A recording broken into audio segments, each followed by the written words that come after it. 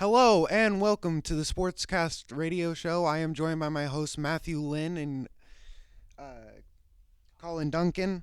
I'm your host Tristan Giannopoulos, and today we will be talking about the new recent injury to a star running back, the breakout players in next year's NFL season, and tonight's predictions. It's 8 p.m. Central for Game 6 of the 2021 NBA Finals between the Suns at the Milwaukee Bucks.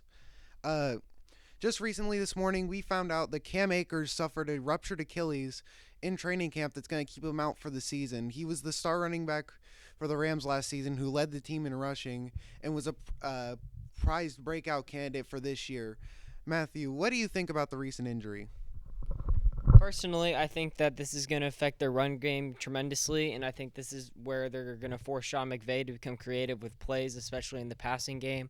I think it's going to force the offensive coordinators to force passes more, which means for that NFC West division, which is so tough now, that the secondaries on every team has got to be alert, especially when playing the Rams with their deadly pass offense.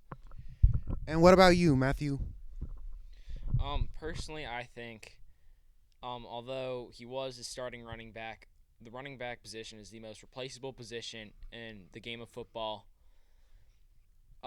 It is very easily replaceable, and it won't affect them as much as you think it will. That run system is fabulous. They have plenty of guys that can step in. Both excellent points. Next up, we'll talk about the new breakout candidates for this year. Each of you give one breakout candidate and explain why you think they're primed to improve their game this year.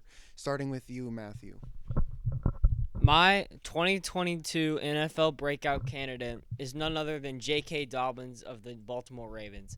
I think this personally, with Mark Ingram leaving and them starting J.K. Dobbins later in the season and him showing what he's capable of, especially with running that two-punch combo with J.K. Dobbins and Gus Edwards, I think their run game is going to be deadly, especially with throwing Lamar Jackson in the mix. Greg Roman has always been a run-first offense. So I think that with J.K. Dobbins becoming a young rookie star, that this will become a promising run offense for the Baltimore Ravens. Good point, especially in that run-heavy offense. What about you, Colin? Um, I think my breakout candidate is Cameron Dantzler, a cornerback from for the Minnesota Vikings. He was a rookie last year, third round pick. Last year the Vikings defensive back group were banged up a lot, and a lot of games he had to play that cornerback one. Especially being a third round pick and them drafting Jeff Gladney with their first round pick. Him coming in there and being quarterback one was very unexpected.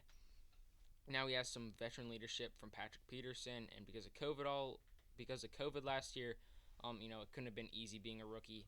So I think he'll really assert himself as one of the better cornerbacks in the NFC North. Yeah, and that Vikings defense is getting a lot back, so that helps Dandler in the secondary standpoint. Remember, if you want to call in, call 1-2-3-4-5-6-7-8-9-0. Oh.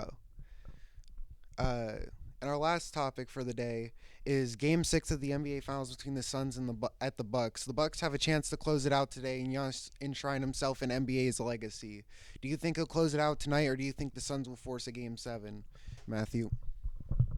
I think the Suns will force a Game 7, and a lot of people are saying Chris Paul is going to step up and help this Suns offense, and I think it's going to be DeAndre Ayton instead of Chris Paul. I think Chris Paul has used all of his energy, and he's very nervous about winning a finals. I think Devin Booker is going to play great. He just got to stop forcing bad shots. I think that DeAndre Ayton is going to help him down in the paint, get some assists, and overall hold this defense together. I think that is my prediction.